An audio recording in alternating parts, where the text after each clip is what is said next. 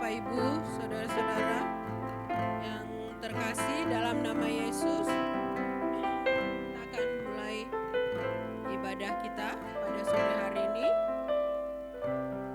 Biar kita datang bukan karena hal yang rutinitas ya, tapi memang ada waktu kita untuk beribadah seperti saat ini bersama-sama, dan kita mau memberi yang terbaik untuk Tuhan ya, lewat pujian, terlebih lewat hidup kita, lewat hati kita yang terbuka untuk setiap bagian dari pelayanan pada sore hari ini. Puji Tuhan, kita mau menyembah Tuhan Yesus Allah kita. Haleluya.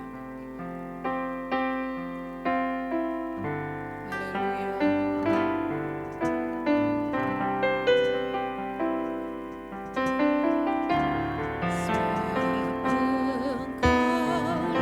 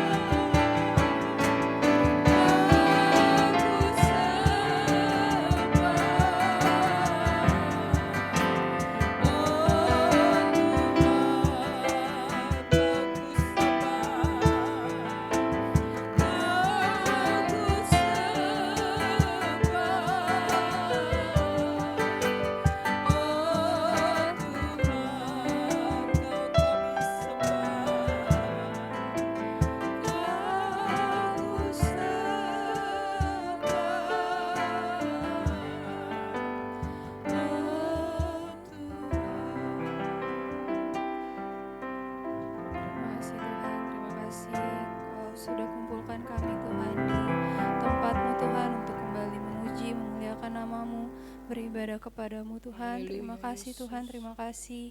Kami tahu Tuhan, hanya Engkau yang kami sembah Tuhan. Hanya Engkau yang kami muliakan Tuhan. Hanya Engkau yang kami tinggikan Tuhan di tempat ini Tuhan. Terima kasih Tuhan, terima kasih. Kiranya kami berkumpul pada sore hari ini Tuhan, bukan hanya suatu rutin Tuhan, tapi bisa kami benar-benar rindu Tuhan untuk memuji dan memuliakan nama-Mu Tuhan. Terima kasih Tuhan, terima kasih Tuhan. Kiranya Engkau saja yang berkati Tuhan, sertai kami sepanjang ibadah ini Tuhan, dari awal, pertengahan hingga akhirnya Tuhan. Dan Engkau juga sertai dan lindungi dalam perjalanan untuk jemaat-jemaat-Mu mungkin yang belum sampai Tuhan, dan Engkau juga sembuhkan. Jika jemaat-Mu belum bisa hadir di tempat ini karena sakit Tuhan, Engkau saja yang sembuhkan Tuhan. Terima kasih Tuhan, kami akan memulai ibadah-Mu di dalam nama Tuhan Yesus Kristus. Kami sudah berdoa dan mengucap syukur. Haleluya, amin. Amin, puji Tuhan, silakan duduk. Saya percaya kita sepanjang minggu ini sudah banyak hal-hal yang kita boleh lalui ya. Dan tentunya biar kita tetap berjalan bersama Yesus. Jadi kalau kita tetap jalan sama Yesus, pahit getir atau hal-hal yang tidak mungkin enak bagi daging kita, kita boleh melaluinya dengan ucapan syukur, dengan sukacita yang memang dunia ini tidak bisa berikan ya. Kalau dunia ini ukurannya ya hal-hal yang fisik, hal-hal yang jasmania ya, euforia dunia ini ya Bapak Ibu tahu ya. Tapi kalau Yesus di tengah yang tidak enak sekalipun, damainya yang luar biasa itu yang membuat kita bisa bersyukur. Dan ucapan syukur itu sangat menyenangkan hati Tuhan ya. Kalau kita naikkan di tengah hal-hal yang pahit sekalipun yang kita boleh alami. Kita nyanyikan pujian, ku bersyukur padamu Yesus.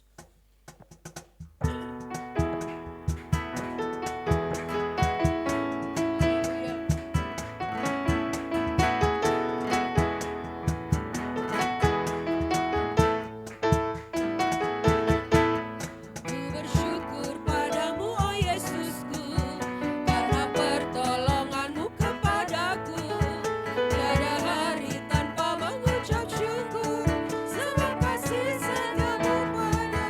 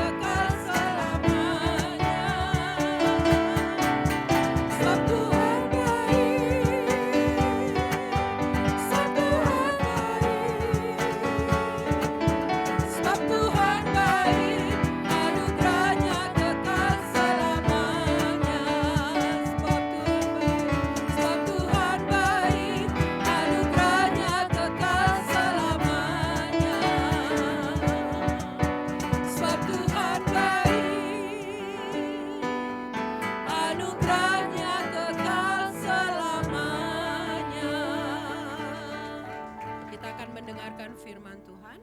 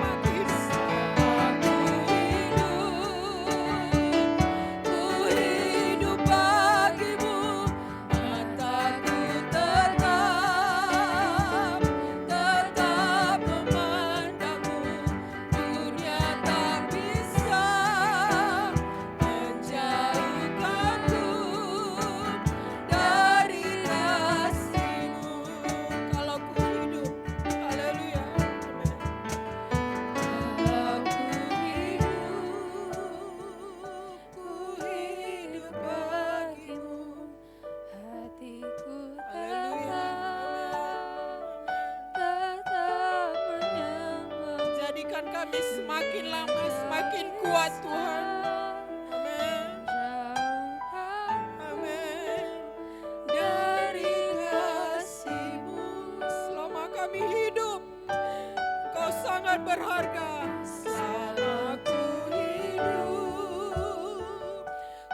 hidup bagi-Mu, mataku tetap bukan kepada persoalan kami Tuhan, tetapi kepada Engkau Yesus Allah yang besar. Amin.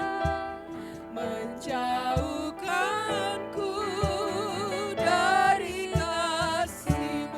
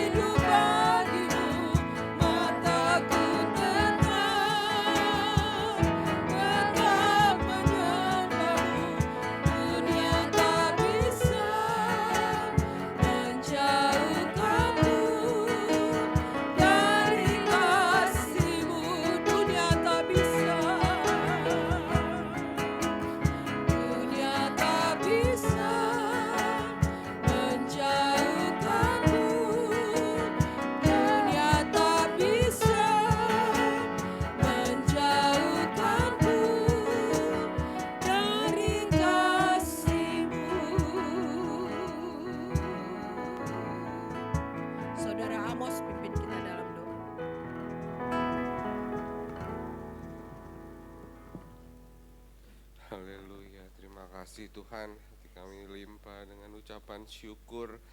Tuhan begitu mengasihi kehidupan kami Tuhan. Terima kasih Allah yang begitu baik, anugerah-Mu melimpah, anugerah-Mu besar bagi setiap kehidupan kami Tuhan. Terima kasih Tuhan, segala puji, segala hormat hanya bagi nama-Mu Tuhan Yesus. Terima kasih Tuhan, terima kasih Tuhan, tolong kami terus Tuhan, pegang erat kehidupan kami, langkah kami Tuhan, untuk kami boleh selalu berada dalam hadirat-Mu, dalam perkenanan-Mu Tuhan. Roh Kudus yang menolong, memampukan kami untuk tetap setia, untuk tetap tunduk akan Engkau Tuhan. Terima kasih Tuhan Yesus, terima kasih. Biar pujian yang kami naikkan kepadamu Tuhan menjadi dupa yang harum di hadapan-Mu, menyenangkan hati-Mu Tuhan. Terima kasih, terima kasih, terima kasih. Haleluya. Terima kasih Tuhan, pakai kehidupan hamba-Mu Tuhan, pelayan-Mu, semakin hari semakin menyenangkan hati-Mu Tuhan Yesus. Terima kasih. Sebentar kami akan mendengarkan sebagian daripada firman-Mu. Kau yang mengurapi hamba-Mu Tuhan, apa yang sudah dipersiapkannya, apa yang akan disampaikannya pada sore hari ini, kami percaya semua berasal daripada-Mu.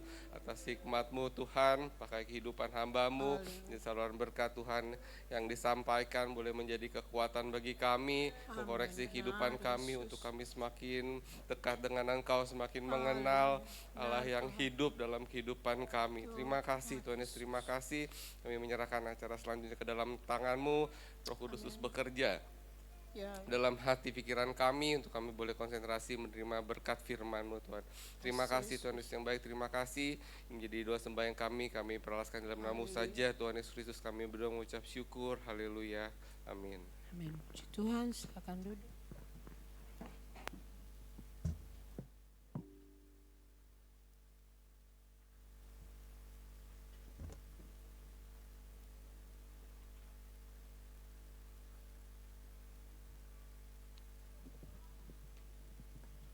Puji Tuhan, kembali kita belajar kebenaran firman Tuhan.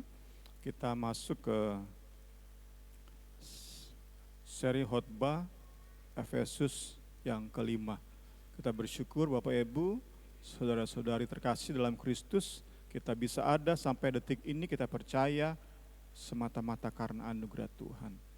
Salam sejahtera bagi kita semua, damai sejahtera Allah, berkat-berkat sorgawi menjadi bagian kita semua, khususnya saat kita menerima, mendengar kebenaran firman Tuhan, biar kelimpahan berkat-berkat sorgawi memenuhi hati dan pikiran kita. Kita masih lanjutkan bahasan kita tentang berkat adopsi rohani. Bagian keempat saya beri judul hidup sebagai anak-anak Allah.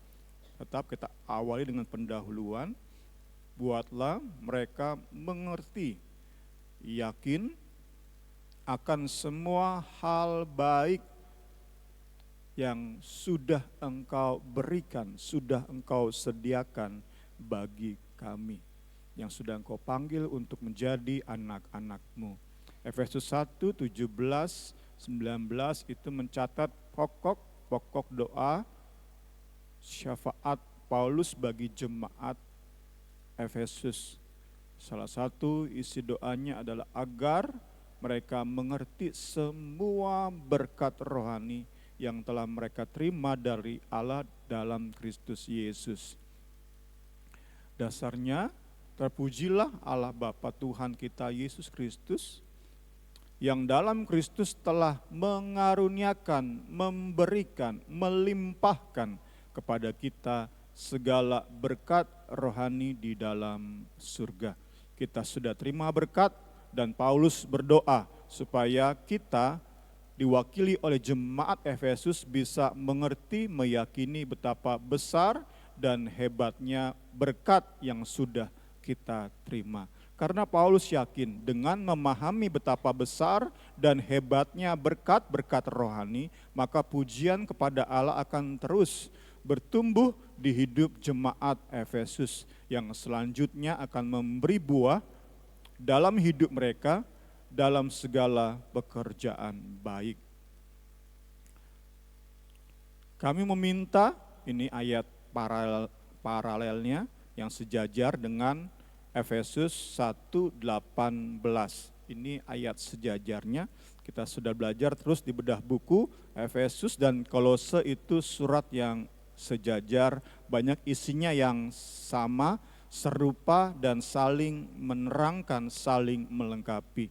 Kami meminta supaya kamu, jemaat Kolose, menerima segala hikmat pengertian yang benar untuk mengetahui kehendak Tuhan dengan sempurna, sehingga hidup kalian, jemaat, layak di hadapan Allah, serta berkenan kepada Allah dalam segala hal, dan kamu memberi buah dalam segala pekerjaan baik. Puji Tuhan. Inilah kembali yang menjadi dasar kita. Saat kita yang sudah lahir baru, terima segala berkat rohani, kita dapat mengerti betapa besarnya nilai dari berkat rohani tersebut, maka selalu ada pujian di hati kita. Pujian yang terus tumbuh di hati kita tersebut akan membuahkan pekerjaan-pekerjaan baik dalam hidup kita sehari-hari. Kita masuk bahasan kita di sore hari ini, menerima karakteristik baru.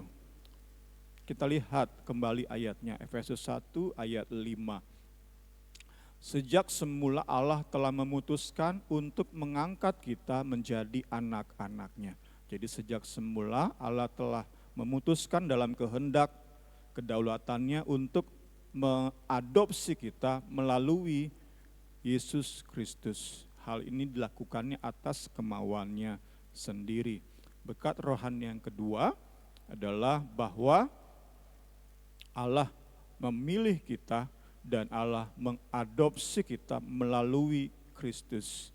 Sehingga melalui adopsi ini, jemaat Efesus yang mewakili kekristenan di sepanjang sejarah memiliki karakteristik baru sebagai anak-anak Allah.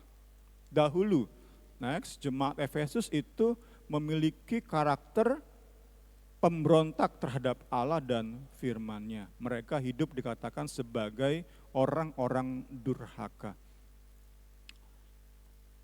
Mereka menduakan Allah dengan menyembah berhala-berhala, Allah-Allah lain.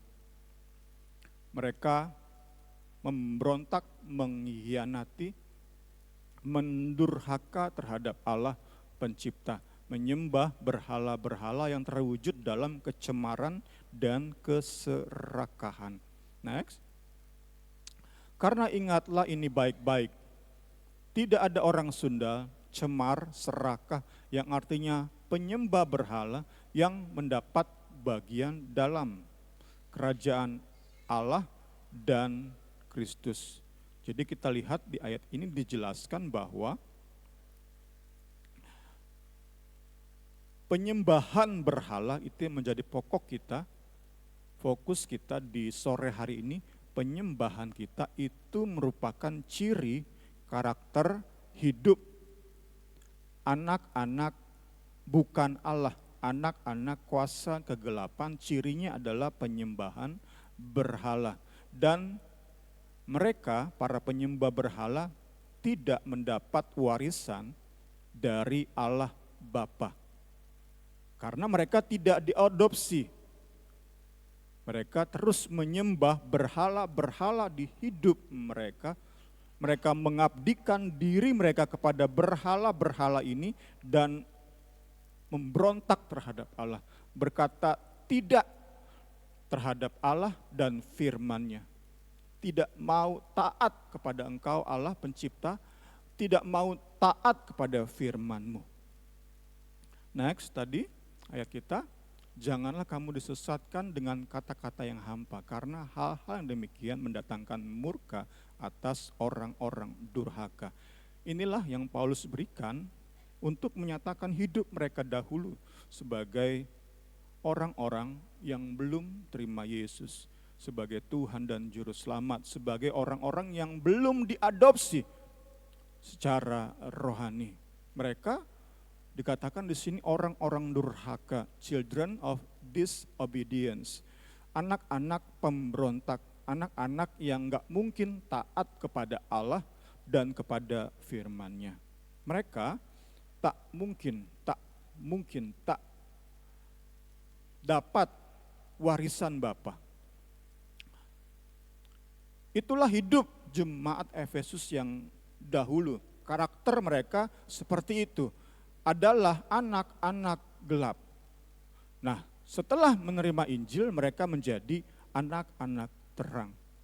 Dan kita nanti lihat ayatnya, mereka diharapkan untuk menghidupi karakter baru mereka tersebut. Tadi ya, dahulu mereka adalah anak-anak durhaka, children of disobedience, anak-anak pemberontak, sehingga mereka hari ke hari, setiap tindak tanduk mereka, pikiran mereka, motivasi mereka adalah memberontak terhadap Allah. Sekarang, lewat pemberitaan Injil, iman, pertobatan, mereka memiliki karakter baru, sehingga mereka diharapkan untuk menghidupi karakter tersebut. Ini ayat pokok kita sore hari ini, Efesus 5 ayat 8, ayat pokok kita sore hari ini. Memang dahulu kamu adalah kegelapan. Unik memang ayat ini.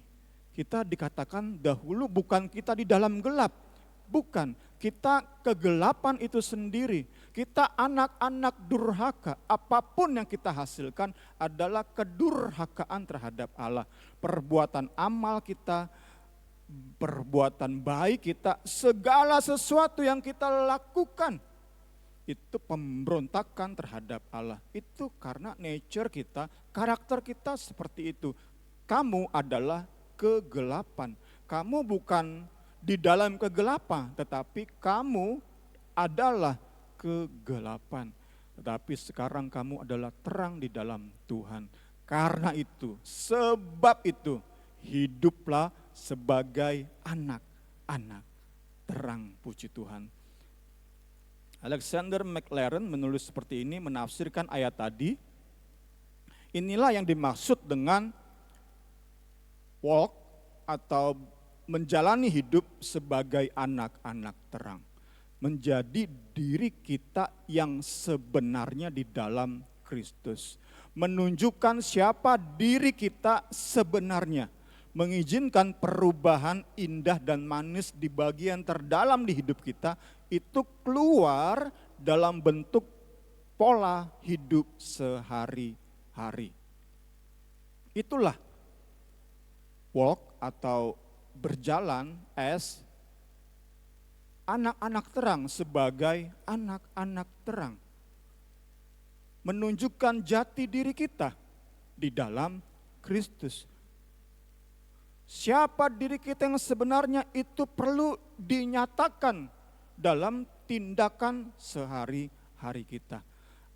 Kelahiran baru yang begitu indah terjadi di sanubari kita, itu harus dihidupi.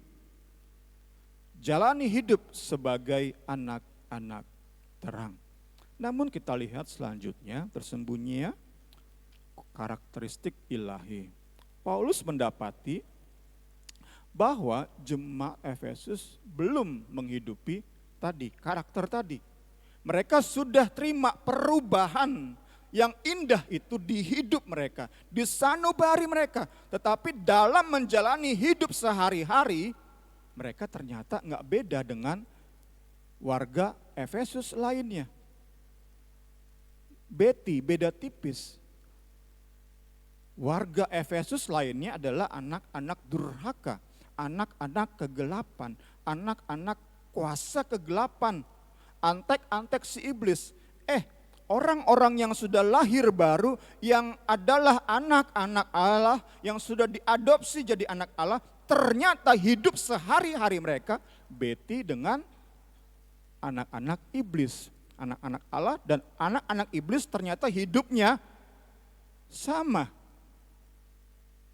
Itu yang Paulus dengar. Hidup jemaat Efesus tidak berbeda jauh dengan orang-orang di kota Efesus. Orang-orang lain di kota Efesus. Tidak nampak di hidup mereka, tersembunyi di hidup mereka karakter hasil adopsi ilahi. Kalau kita tidak mau katakan semua jemaat, kita katakan saja sekelompok jemaat Efesus. Mereka hidup di antara anak-anak iblis, bergaul di dalam kota tersebut, dan ternyata mereka tidak memiliki perbedaan signifikan. Mereka masih hidup serupa dengan anak-anak gelap, orang-orang durhaka. Next, mereka memang berhenti menyembah patung di kuil Efesus. Mereka udah nggak ibadah ke kuil Efesus. Menyembah dewa dan dewi dalam bentuk patung. Mereka memang sudah meninggalkan kuil Efesus. Namun yang terjadi adalah mereka ternyata punya berhala-berhala dalam bentuk yang lain. Buktinya adalah hal-hal duniawi tetap bertumbuh dan berbuah di hidup mereka. Perbuatan-perbuatan mereka adalah ciri dari orang-orang gelap, anak-anak kegelapan. Ini yang tentu mengecewakan saat Paulus dengar kabar ini. Puji Tuhan. Kembali kita lihat surat yang sejajar dengan Efesus, surat Kolose, menulis seperti ini. Karena itu matikanlah dalam dirimu segala sesuatu yang duniawi, percabulan, kenajisan, hawa nafsu, nafsu jahat, keserakahan, yang sama dengan penyembahan berhala. Kita dapati di ayat ini. Mereka memang sudah tidak lagi nyembah patung di kuil, tetapi ternyata mereka melakukan penyembahan berhala. Karena itu Paulus nasihati, matikanlah dalam dirimu. Ada perjuangan, ada tanggung jawab setiap orang-orang yang sudah diadopsi, orang-orang yang sudah memiliki karakter ilahi. Dikatakan kita memiliki karakter Bapa kita. Kita harus berusaha untuk menunjukkan karakter tersebut. Puji Tuhan, kita belajar di bagian ini.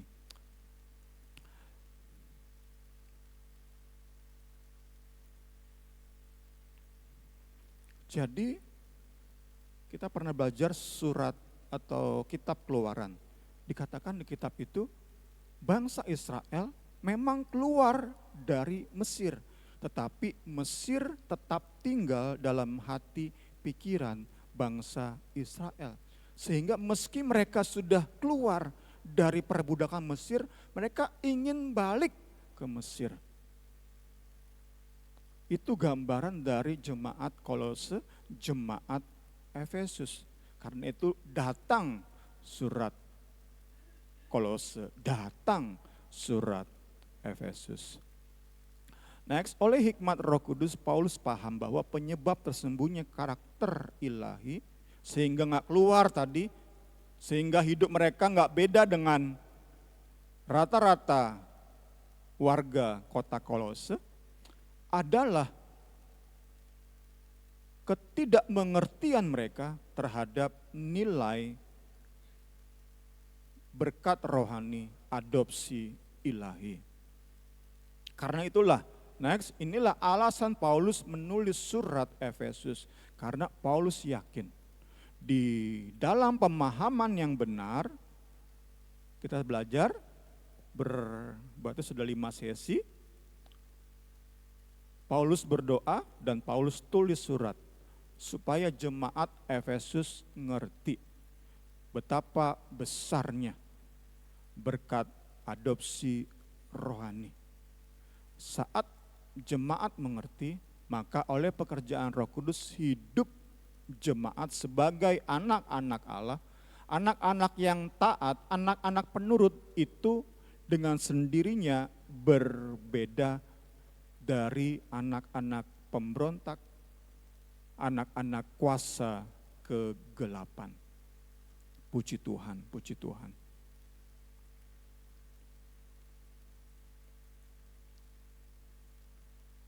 Paulus bukan berdoa untuk bertambahnya IQ atau intelijensi jasmania jemaat.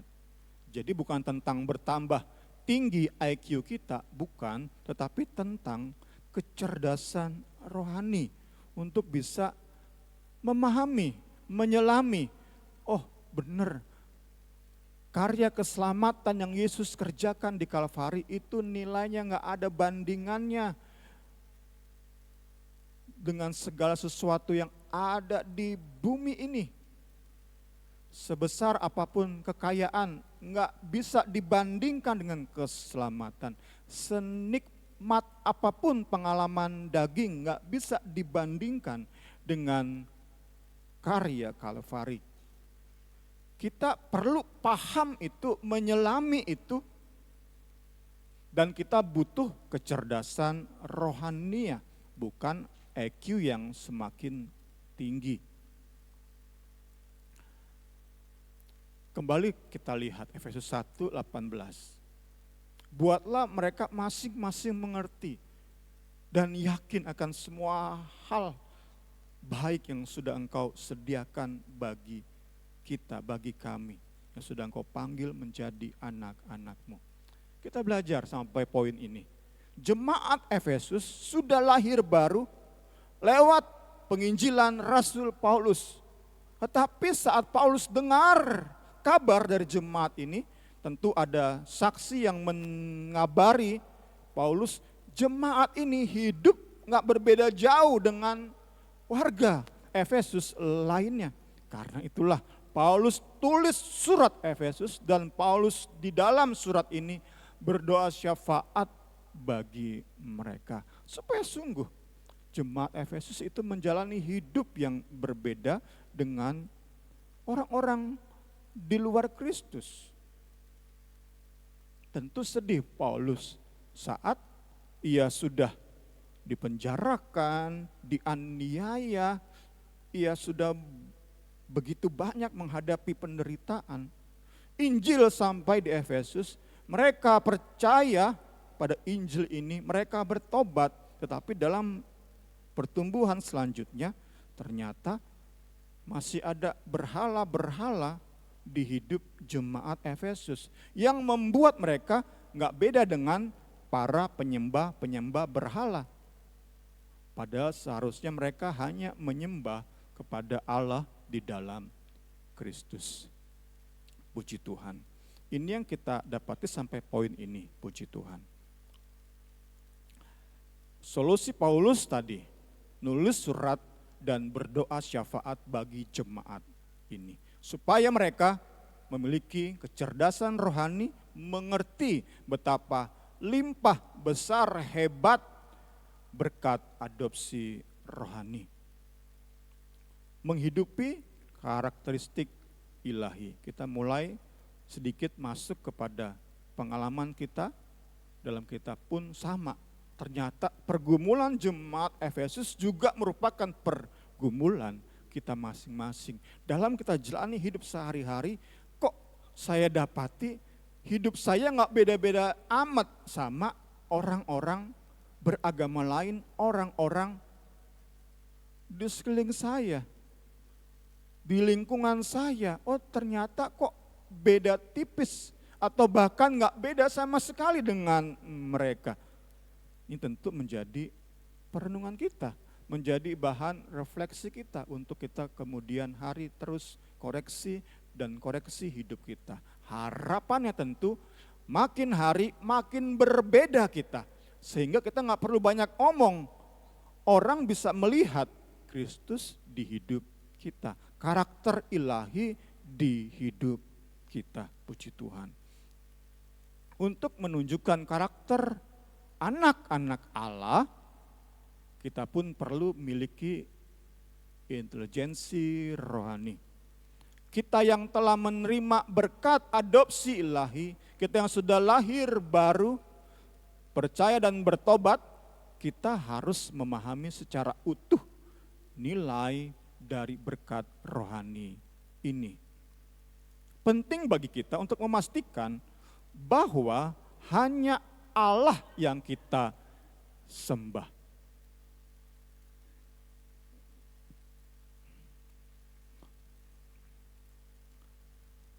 Kita yang mau berbeda dari dunia ini,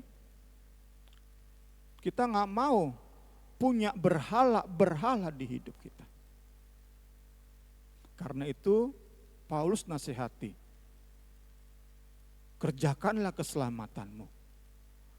Jalanilah karaktermu sebagai anak-anak terang.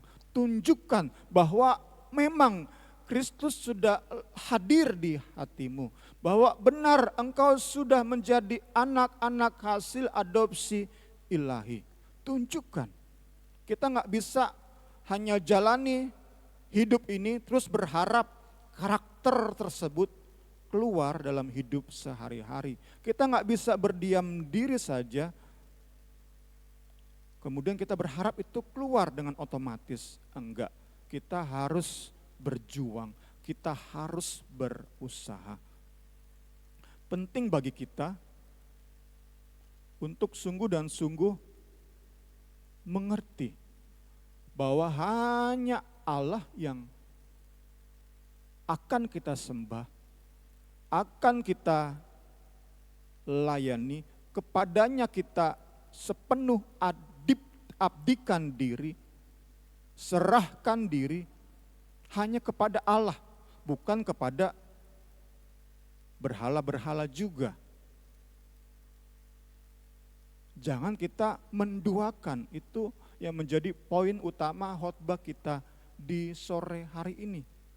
Karena jika kita menyembah Allah dan berhala, kita pada hakikatnya tetap adalah anak-anak pemberontak, pengkhianat, anak-anak kegelapan.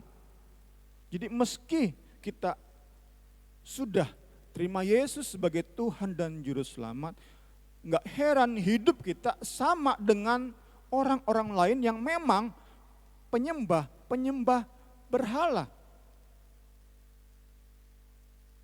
Kita perlu pastikan sama-sama Bapak Ibu Saudara-saudari, kita hanya menyembah Allah di dalam Yesus Kristus.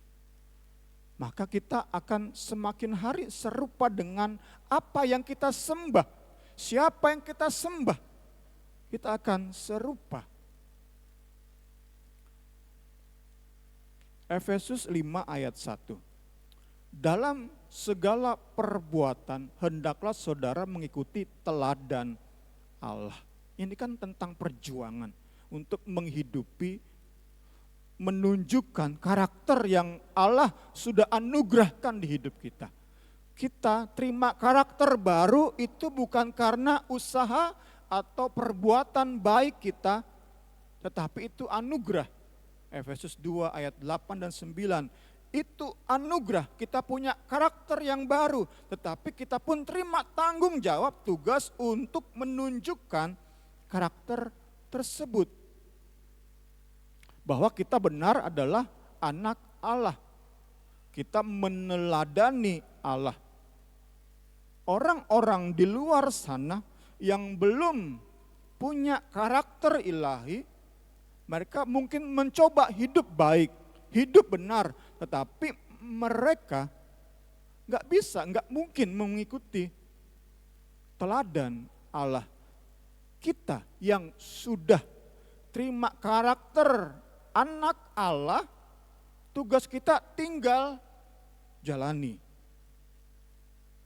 Tinggal tunjukkan kita punya potensi itu sebagai orang-orang yang lahir baru yang telah percaya pada Kristus. Kita punya potensi tersebut. Karena itu perlu kita pastikan tadi, berhala di hidup kita itu enggak kita jadikan sesembahan. Allah Bapa kemudian diduakan. Kalau itu yang menjadi kondisi kita terus-menerus, tahunan, belasan tahun, puluhan tahun kita jadi Kristen, maka dapat dipastikan hidup kita sama terus dengan orang dunia. Ya karena kita pun pada hakikatnya menyembah berhala juga. Karena itu belajar sore hari ini dalam kebersamaan dan komitmen kita pribadi lepas pribadi, kita enggak mengizinkan satupun berhala berdiri tegak di hati dan pikiran kita. Kita terus belajar, sudah banyak kali diingatkan lewat mimbar ini, kemudian di doa puasa, niar, berapa kali share bahwa kita ini, hidup kita ini, hati kita ini adalah factory of idol. Jadi pabriknya berhala ya hati kita ini. Jadi pasti kita nolak, kita nggak ngaku, kita nggak sadar, pasti kita punya berhala. Tetapi yang kita belajar sore hari ini, kita nggak mau satupun berhala berdiri tegak di hati kita dan kita sembah. Enggak, kita terus berjuang. Mental itulah, semangat itulah yang kita mau bangun bersama lewat firman ini. Di dalam persekutuan ini. Kita pertama sadar hidup kita ini penuh dengan berhala. Pabriknya berhala. Karena itu aku mau deteksi berhala di hidupku ini apa. Dan aku pastikan berhala tersebut nggak berdiri tegak. Setidaknya aku terus dorong. Aku nggak mau Bapakku punya saingan di dalam hidupku. Ini yang sama-sama kita belajar. Dengan demikian next, hidup kita semakin hari pasti semakin berbeda dengan orang-orang dunia yang memang sesembahan mereka adalah berhala, bukan Allah sejati. Mau agama apapun, bahkan yang Kristen sekalipun tanpa pertobatan dan lahir baru, mereka sesungguhnya penyembah berhala. Kita Kristen sejati yang mau terus militan untuk menggulingkan berhala-berhala di hidup kita masing-masing, kita pasti makin hari makin berbeda. Karena tadi kita akan menjadi serupa sama dengan apa yang kita sembah. Kita sembah Bapa dalam Kristus, maka karakter Kristus itu semakin nyata di hidup kita.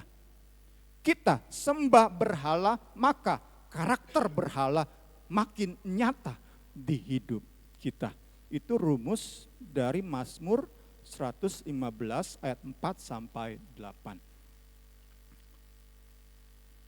Gampang cari ayat ini ya. Di Google tinggal menjadi sama dengan yang kita sembah. Langsung keluar AI ya. Terus ada di situ. Ada berapa agama ya? Ada agama Islam, agama Hindu. Punya konsep ini. Kita akan menjadi sama dengan apa yang kita sembah. Itu bukan Kristen doang yang percaya konsep seperti itu. Bapak Ibu, saudara bisa lihat di Google. Dalam awalnya ada ayat ini. Mazmur 115 khususnya ayat 8. Kita mulai ayat 4. Berhala-berhala mereka adalah perak dan emas, buatan tangan manusia. Punya mulut tapi nggak bisa berkata-kata. Punya mata nggak bisa melihat. Punya telinga nggak bisa mendengar. Punya hidung nggak bisa mencium. Punya tangan tetapi nggak dapat meraba-raba. Punya kaki tidak dapat berjalan. Dan tidak dapat memberi suara dengan kerongkongannya. Seperti itulah jadinya orang-orang yang membuatnya dan semua orang yang percaya kepadanya. Ini konsep yang nggak bisa kita hindari. Kita menjadi seperti apa atau siapa yang kita sembah. Saat kita tadi tetapkan hati, terus berusaha, terus dorong, berusaha gulingkan setiap berhala di hidup kita. Sehingga sesembahan kita hanya Allah sejati di dalam Yesus Kristus, maka pasti kita hari ke hari akan berbeda dalam jalani keseharian kita dengan orang-orang yang memang mereka belum diselamatkan, sesembahan mereka adalah berhala-berhala. Kita mau hidup berbeda dari dunia ini. Kita masuk bagian-bagian akhir sebagai aplikasi di sore hari ini. Meski telah menerima karakter baru sebagai anak Allah, kembali ditekankan, kita nggak bisa berdiam diri, puji Tuhan. Kita nggak mungkin berdiam diri. Penting bagi kita tadi ya, kita seperti untuk menggulingkan setiap berhala di hidup kita. Berhala adalah menurut Joseph Benson, next mas, ya sesuatu atau seseorang yang kita cintai, sukai, andalkan lebih dari Allah. Sumber utama kebahagiaan kita, bahkan menjadi alasan tujuan kita hidup. Itulah berhala. Next, tidak menyembah patung. Kita nggak ada yang nyembah patung di sini, saya percaya. Bahkan saat rekaman ini diupload ke YouTube, saya yakin banyak orang yang nonton dari YouTube ini juga bukanlah penyembah patung. Kita bahkan mungkin udah sama sekali nggak tergoda yang namanya berhala tahta, harta, dan wanita. Ini kan dapat kita katakan dosanya anak-anak muda ya. Kita yang semakin senior, semakin dewasa, udah hampir lagi nggak tergoda dengan yang namanya harta, tahta, wanita. Beda dengan orang-orang Kristen yang baru, beda dengan anak-anak remaja, anak-anak pemuda, keluarga muda. Tetapi meski kita nggak menyembah patung, nggak menyembah harta, tahta, dan wanita, namun sesungguhnya masih ada banyak berhala di hidup kita ini. Kita masuk ke dalam aplikasi di sore hari ini supaya sama-sama kita belajar. Berhala bisa hadir dalam bentuk anak, suami, istri yang terlalu kita cintai dan terlalu kita banggakan. Kita bahas kemarin di hari Jumat dalam Zoom membangun keluarga Kristen, kita belajar tentang ada kemungkinan kita memberhalakan anak. Sehingga saat kita dari bayi mungkin, bahkan dari kita sebelum menikah, kita jaga kekudusan. Menikah benar-benar dalam kekudusan ilahi. Di kandungan kita perdengarkan terus musik rohani kepada anak kita. Lahir, diserahkan di gereja. Kita bawa ke sekolah minggu, remaja. Tetapi kemudian saat mereka dewasa, mereka menjadi anak-anak di luar Tuhan, hidup sembarangan. Itu kita lihat ada kemungkinan seperti itu. Kemarin dicontohkan Nabi Samuel. 2 anaknya diangkat jadi hakim, tetapi mereka hidupnya ngaco banget. Mereka terima suap, mereka memutarbalikkan keadilan, tepat seperti penghakiman di negara ini. Mirip banget, yang benar dipersalah, yang salah dibenarkan. Maling ayam 5 tahun penjara, korupsi berapa M, berapa T. Penjara bohong-bohongan. Itulah 2 anaknya Nabi Samuel yang kita tahu bersama siapa orang ini. Saat kita sudah berusaha sedapat mungkin didik anak-anak kita ternyata mereka mengecewakan kita, saat kita berhalakan mereka, maka hidup kita hidup kita habis. Putus asa. Kita akan tenggelam di dalam penyesalan demi penyesalan. Kalau aja dulu saya nggak begini kepada anak-anak saya. Kalau aja dulu saya lebih disiplin kepada anak-anak saya. Kalau aja dulu saya nggak bersikap seperti ini di depan mereka. Kita terus, hari-hari kita tenggelam di dalam penyesalan, kita menyiksa diri di dalam rasa bersalah.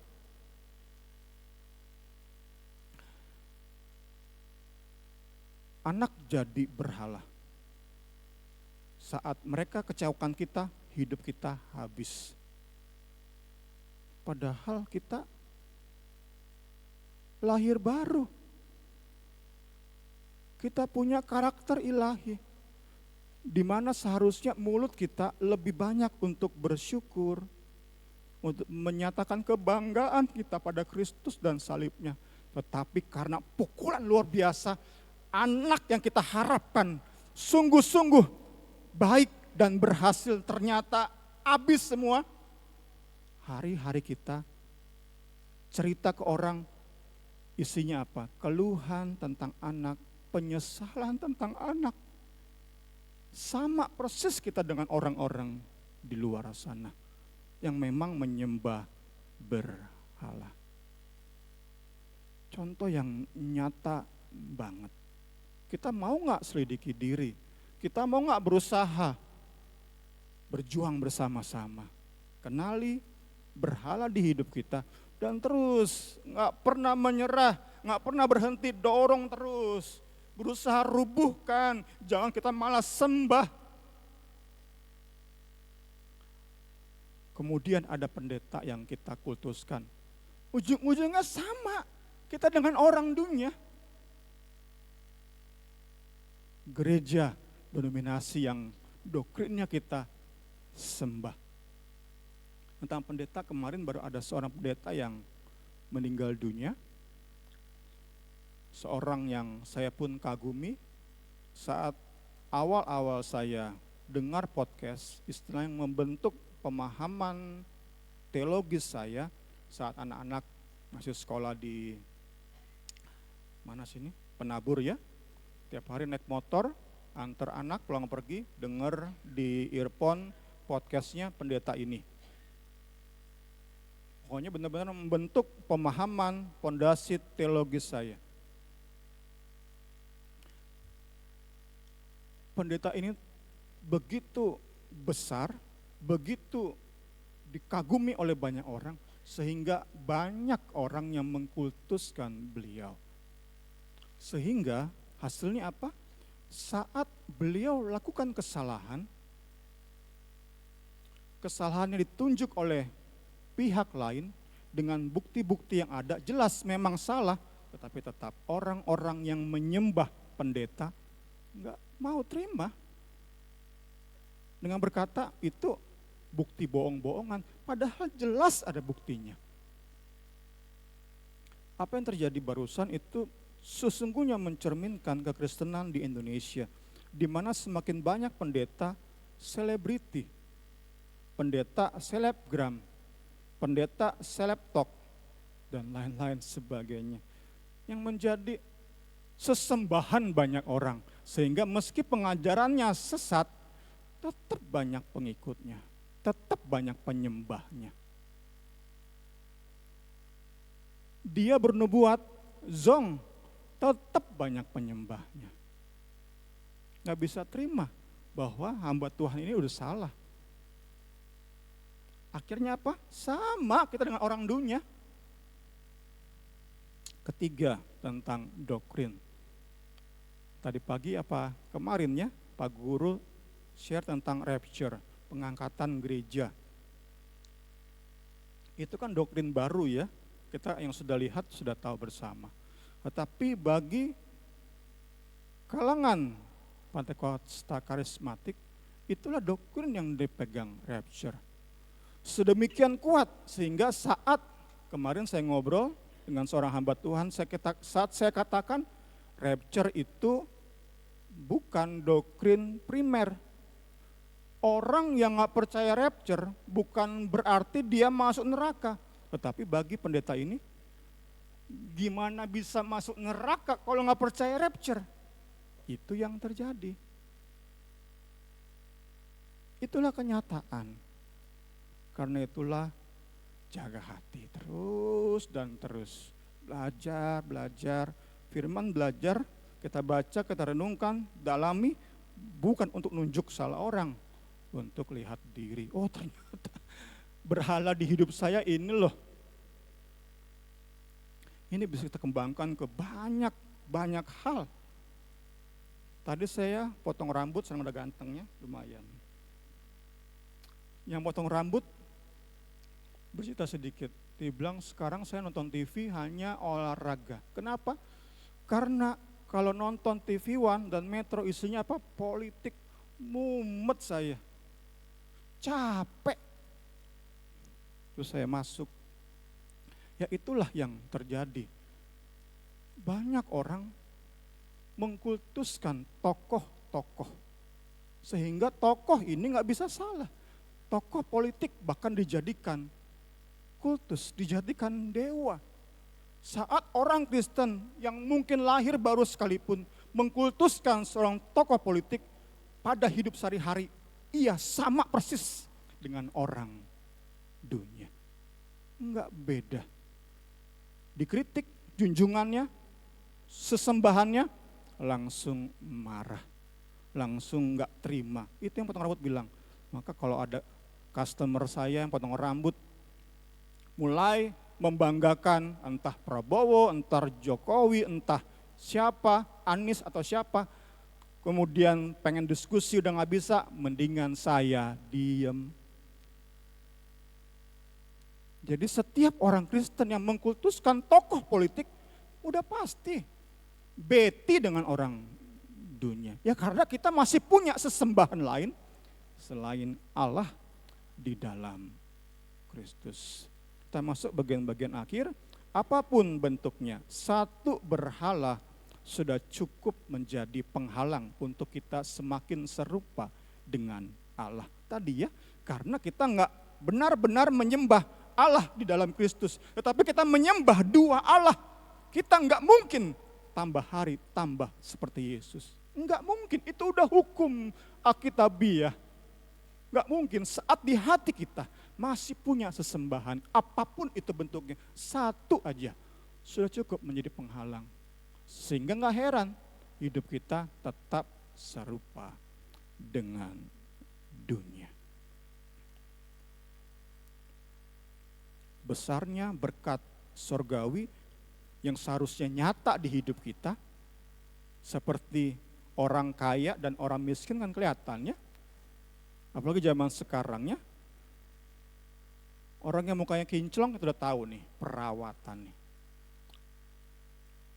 Kayak adik saya kinclong nggak mukanya nih? Udah ketahuan nih, orang kaya, orang miskin ketahuan kita sekarang nih. Yang menyedihkan adalah kita seharusnya orang-orang kaya rohani. Ternyata dalam hidup sehari-hari kita nggak beda dengan orang-orang yang melarat secara rohani. Kenapa? Ya tadi, karena ternyata berhala di hidup kita nggak bereskan. Untuk itu, terakhir, mari kita berjuang bersama merubuhkan, menyingkirkan berhala kita masing-masing. Perlu kita saling mendoakan, saling menasihati. Didasari oleh pemahaman dan penghargaan penuh kita terhadap berkat adopsi ilahi. Penutup sebagai pertanyaan refleksi diri, apakah berhala-berhala di hidup kita, apakah alasan dan tujuan kita jalani hidup ini, semangat kita yang menjadi semangat untuk kita jalani hidup itu apa? Apakah anak, apakah keluarga, apakah suami atau istri, atau hal-hal lain.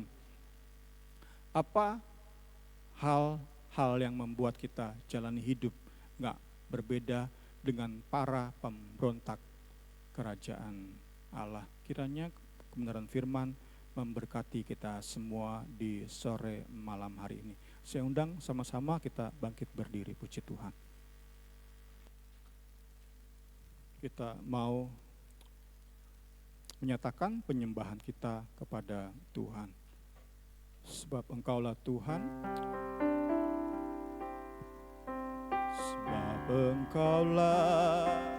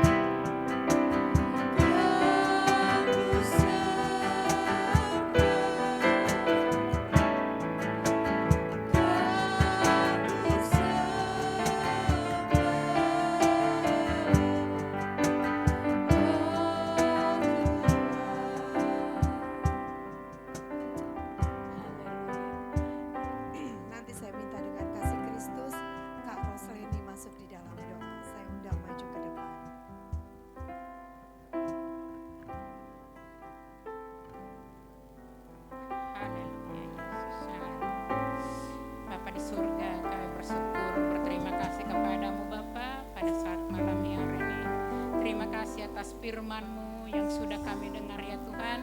Biarlah Bapa firman-Mu yang sudah kami dengar bertumbuh, berbuah-buah dalam hati kami. Apabila ada berhala di dalam hidup kami ya Bapa, mari Engkau tolong kami ya Tuhan Yesus untuk membuang semua berhala yang ada di dalam hidup kami ya Tuhan Yesus.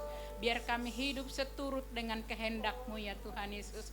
Dan Engkau tolong kami Allah Roh Kudus ya Bapa, biar kami mampu melakukan firman-Mu di dalam hidup kami sehari-hari. Ajar kami semakin mencintai Engkau, ajar kami hidup seturut dengan kehendak-Mu ya Tuhan Yesus. Tuhan Yesus, Engkau pakai hamba-Mu yang sudah memberitakan firman-Mu ya Bapa, pakai lebih luar biasa lagi ya Tuhan Yesus, untuk membentuk kami di tempat ini semakin bertumbuh di dalam Engkau. Terima kasih Tuhan Yesus, terima kasih. Tuhan, sebentar kami akan memberikan persembahan, ajar kami memberi yang terbaik untuk hormat kemuliaan bagi nama-Mu. Terima kasih Tuhan Yesus, kami serahkan doa kami ini kepadamu, dalam nama Yesus kami berdoa, haleluya, amin. Terima kasih, kita akan memberikan persembahan, kita akan menyanyikan lagu Ku Bersyukur.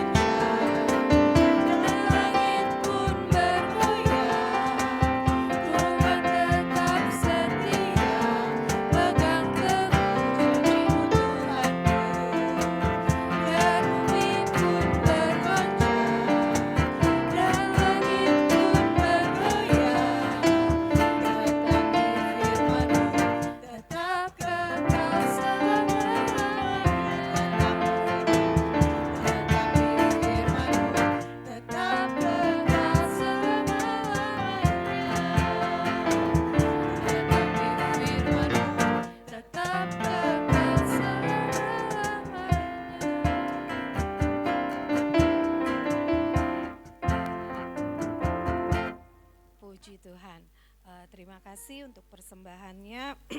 Biar persembahannya boleh terus mendukung pekerjaan Tuhan di tempat ini. Ya, pengumuman dari kami, ada doa puasa di tempat ini hari Rabu jam 6 sore. Terus saya undang Bapak Ibu, saudara-saudari untuk datang di tempat ini. Kita sama-sama berdoa di tempat ini jam 6 sore. Kalau yang bisa berpuasa boleh ikut berpuasa, tutup hari Selasa dan hari Rabunya kita buka di tempat ini. Saya juga akan mengumumkan tentang kita akan ibadah ke tempat Taman Pemulihan hari Sabtu jam 6 sore. Memang jam 10 pagi maksudnya. Jadi kita kumpul di tempat ini jam 9 pagi ya. Saya lihat di grup, kalau yang belum ada di grup boleh daftar langsung ke Niar. Masih sedikit yang daftar ya. Saya rindu Bapak Ibu ikut biar lihat kita sama-sama, kalau tidak ada acara, tidak ada hal-hal yang benar-benar tidak bisa ditinggal, boleh ikut ke kita biar kita sama-sama beribadah, melihat semangatnya mereka gitu loh. Kalau kedatangan orang walaupun mereka secara jiwa mereka kurang sakit gitu ya, tapi mereka kalau ada orang datang mereka tuh sukacita gitu, karena di sana itu kalau misalnya ada kedatangan tamu, mereka tuh di 2 hari atau 3 hari sebelumnya udah dikasih obat penenang. Jadi mereka akan duduk diam, mereka nggak akan pegang sana sini, enggak. Mereka duduk diam, ikuti instruksi apa yang tamu datang gitu. Jadi jangan takut, saya takut orang DGJ nanti begini-begini, enggak. Mereka di sana baik-baik, manis-manis gitu ya. Jadi saya rindu mengundang Bapak Ibu, saudara-saudari untuk ikut sama-sama kita ibadah ucapan syukur di sana. Saya juga masih membuka pengumpulan dana sampai hari pokoknya sampai terakhir kita mau berangkat. Saya terus masih membuka rencana kita akan memberikan snack, ada juga masukan. Boleh juga nanti kalau mau kasih masukan ke saya, karena saya juga belum belanja. Ada yang masukan, coba Kak beri pakaian dalam buat mereka. Oh ya, saya kepikiran juga, oh iya juga boleh juga itu gitu ya. Jadi dengan dana seberapa yang ada kita kumpulkan, kita akan beli kebutuhan mereka di sana. Itu saja pengumuman dari saya. Kita akan tutup ibadah kita saat malam hari ini. Kita akan berdoa buat yang berulang tahun, Bu. Sepanjang minggu kemarin banyak yang berulang tahun, ada 4 orang ya. Hari Senin itu Bapak Gregi, anaknya Ibu Ati. Walaupun dia beribadah di GMS, tapi dia ikut andil dalam persekutuan doa Injil ini ya, ikut membantu pelayanan melalui multimedia. Jadi kita doakan biar Bapak Gregi, biar dipakai Tuhan dalam pelayanannya di GMS, di tempat ini juga terus boleh diberkati, boleh terus menjadi berkat dimanapun berada. Kita juga berdoa buat Mbak Lydia yang ada di belakang. Kita berdoa juga buat Mas Wahyu, sama ulang tahunnya hari Selasa waktu itu ya. Biar Tuhan pakai baik Mbak Lydia, baik Pak Wahyu, Tuhan pakai lebih hari lebih heran dengan bertambahnya usia. Hari Jumat yang berulang tahun Bapak Semi ya. Oh dia seneng banget, dia sampai minta didoain. Jadi nanti tolong doain ya. Dia bilang masa saya doa sendiri. Jadi nanti saya minta Bapak Bakri yang akan doa penutup dan berdoa buat orang-orang yang berulang tahun. Kita juga bantu doa buat orang-orang sakit. Dulu ada Ibu Dian datang ke sini. Memang jemaatnya Oma, tapi pernah ikut beribadah di tempat ini. Anaknya sakit DBD, minta bantu doa, sedang dirawat, namanya Aldo. Kita berdoa ya buat Aldo, biar Tuhan jamah dan sembuhkan. Kita terus membawa doa buat suaminya Ibu Yoce ya, walaupun sakitnya udah lama ya Bu Yoce ya, tapi kita percaya kalau boleh ada sampai saat ini Bu Yoce juga diberikan kekuatan, kesabaran buat menjaga suami yang sakit. Biar kita berdoa, tiada yang mustahil bagi Tuhan untuk menyembuhkan anak-anak Tuhan. Itu saja, saya undang bangkit berdiri, kita akan menyanyikan lagu Kemurahan-Mu Lebih Dari Hidup. Ya, saya undang Bapak Bakri.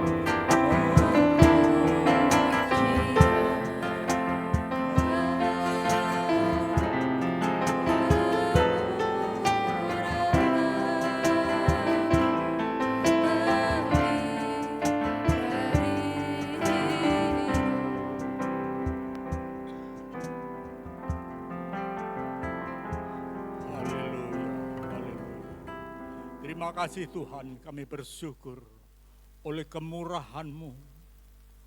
Sore menjelang malam kami ada di dalam satu persekutuan yang indah.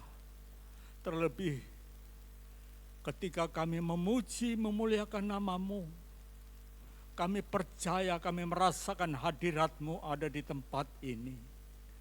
Bahkan Tuhan, Engkau sudah memakai setiap kami yang mengambil bagian dalam melayani pekerjaan-Mu, baik pemusik, pemimpin pujian, singer, serta semua umat-umat Tuhan yang pada sore hari ini telah diberkati oleh pemberitaan firman Tuhan lewat hamba-Mu. Tidak seorang pun yang pulang mengalami kekosongan, akan tetapi berkat firman-Mu tinggal di dalam setiap hati kami,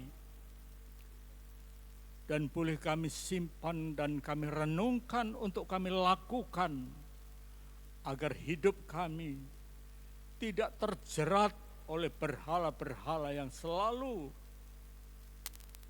ada di dalam kehidupan pribadi lepas pribadi kami. Terima kasih Tuhan, terus berkati hamba-Mu yang menggembalakan umat-Mu di tempat ini. Kiranya urapan kuasa Roh Kudus turun atas hamba-Mu. Terus berikan kekuatan, kesehatan. Dan Tuhan menopang seluruh pelayanan hamba-Mu. Keluarga, rumah tangga, anak-anak yang studi pun Tuhan pelihara, Tuhan menjaga, melindungi, dan Tuhan memberkati apa yang menjadi kebutuhan dan keperluan di dalam pergumulan keluarga hamba-Mu. Kami percaya Tuhan, janji firman-Mu ya dan amin, bahwa Engkau menyediakan apa yang dibutuhkan dan diperlukan untuk melayani pekerjaan-Mu. Terima kasih Tuhan Yesus, dan semua saudara-saudara kami yang telah hadir. Mari Tuhan, Engkau juga menolong umat-umat-Mu yang dengan setia melakukan apa yang menjadi kehendak-Mu. Oleh karenanya Bapa, biarlah Engkau senantiasa memberkati setiap umat-umat Tuhan yang datang. Bahkan Tuhan senantiasa memberkati usaha mata pencarian pekerjaan serta kesehatan umat-umat-Mu yang dengan setia terus beribadah kepada-Mu Tuhan. Terima kasih Tuhan Yesus.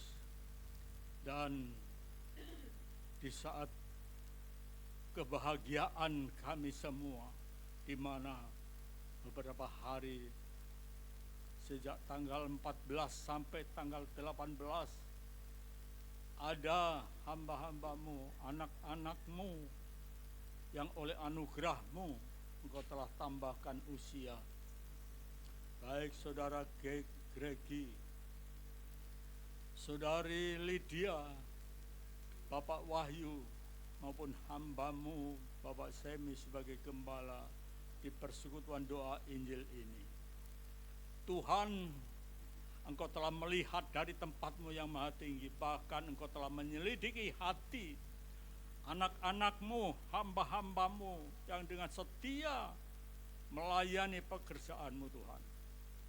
Pertambah-tambahkan hikmat akal budi, roh kebijaksanaan, agar mengutamakan melayani Engkau Tuhan lewat apapun yang bisa dikorbankan. Biarlah Tuhan senantiasa menjadikan anak-anak-Mu, hamba-hamba-Mu lebih dan lebih lagi setia untuk melayani pekerjaan-Mu. Dan Engkau tahu setiap pergumulan mereka Tuhan. Engkau angkat dan ambil alih serta turut campur tangan apa yang menjadi pergumulan anak-anak-Mu yang telah Engkau kasih karuniakan. Bertambahnya usia bagi keempat orang ini Tuhan. Mari Tuhan, Engkau juga menolong di dalam usaha mata pencarian pekerjaan pelayanan apapun. Tuhan senantiasa memberkati jeripaya mereka. Dan kami percaya janji firman-Mu bahwa Engkau Tuhan tidak pernah membiarkan mereka. Tuhan Tuhan, Engkau juga tidak pernah meninggalkan engkau. Oleh karenanya Bapa, dari tempat ini kami bersatu hati di dalam nama Tuhan Yesus Kristus. Kiranya Tuhan menolong saudara-saudara kami yang oleh anugerah-Mu telah Engkau tambahkan usianya. Dengan bertambahnya usia yang Engkau berikan bagi anak-anak-Mu ini, mereka juga akan semakin setia menyerahkan hidupnya hanya untuk hormat kemuliaan bagi nama-Mu Tuhan. Terima kasih Tuhan. Saat ini kami juga bersatu hati berdoa bagi anak kekasih Aldo yang oleh seizin Tuhan telah mengalami sakit penyakit DBD. Tetapi kami percaya Engkaulah Tuhan Yehova Rafa, Engkau Allah penyembuh. Ulurkan tangan-Mu dari tempat-Mu yang maha tinggi Tuhan. Jamah, angkat semua sakit penyakit dari dalam tubuhnya. Pulihkan dan sembuhkan di dalam nama Yesus. Sehingga penyakit tidak berhak tinggal di dalam tubuh Aldo. Sebab tubuh Aldo adalah bait Allah, tempat roh Allah berdiam untuk mempermuliakan Engkau Tuhan. Oleh karenanya, sempurnakan kesembuhan Aldo ya Tuhan di dalam nama Yesus. Terima kasih Tuhan. Terima kasih Yesus. Terima kasih Roh Kudus. Demikian juga ada di antara jemaat di persekutuan doa dan keluarga yang ada mengalami sakit penyakit apapun. Kami percaya ketika kami semua bersatu hati mengangkat tangan kita terarah kepadamu Tuhan, maka belas kasihan-Mu turun atas semua yang sakit penyakit. Dijamah dalam nama Yesus, peroleh kesembuhan dan Tuhan menyatakan mujizat-Mu di dalam nama Yesus. Terima kasih Tuhan. Terima kasih Yesus, terima kasih Roh Kudus. Sebagai ungkapan rasa syukur atas ditambahkannya usia bagi saudara-saudara kami, kami semua akan menikmati berkat-berkat Tuhan yang tersedia. Kuduskan dengan kuasa firman-Mu, agar lewat berkat-berkat ini kami peroleh kekuatan yang baru untuk kami kembalikan untuk hormat kemuliaan bagi nama-Mu. Berkati semua tangan-tangan yang sudah mengulurkan berkorban untuk menjamu kami semua. Berkati usaha mata pencarian pekerjaannya, apapun yang dikorbankannya. Tuhan, Kau sanggup mengembalikan dengan berlipat ganda dalam nama Yesus. Terima kasih Tuhan Yesus. Sebentar kami akan kembali ke rumah kami masing-masing, sebagaimana Tuhan telah menghantar kami boleh tiba di tempat ini bersama-sama memuji dan memuliakan nama-Mu. Oleh karenanya Bapa, kembalinya umat-umat Tuhan, Engkau terus menyertai dan memberkati kami semua Tuhan. Dan oleh karenanya Bapa, sebelum kami tinggalkan di dalam persekutuan yang indah ini, kami akan menerima berkat-Mu. Mari arahkan hati kita dan kedua tangan kita angkat terarah kepada Tuhan, dan terimalah berkat Tuhan. Kembalilah dengan damai sejahtera dan terimalah berkat Tuhan. Tuhan memberkati engkau dan melindungi engkau. Tuhan menyinari engkau dengan wajah-Nya dan memberikan kepada engkau kasih karunia. Tuhan menghadapkan wajah-Nya kepada engkau dan memberikannya damai sejahtera. anugerah dan rahmat dari Allah Bapa, kasih sayang dari Tuhan Yesus Kristus, dan oleh persekutuan Roh Kudus kiranya tetap tinggal menyertai engkau dari saat ini hingga terus selama-lamanya, hanya di dalam nama Tuhan Yesus Kristus kami sudah terima berkat. Mari kita yang percaya sama-sama kita katakan amin.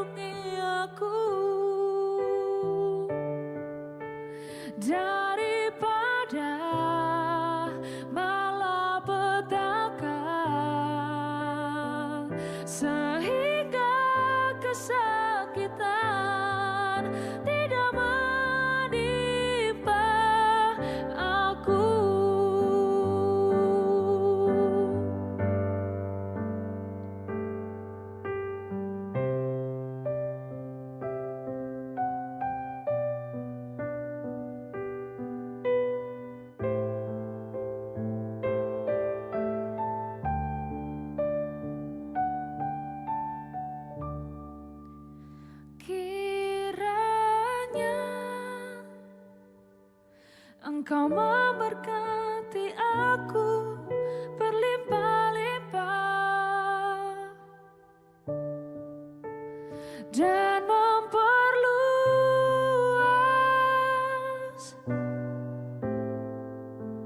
daerahku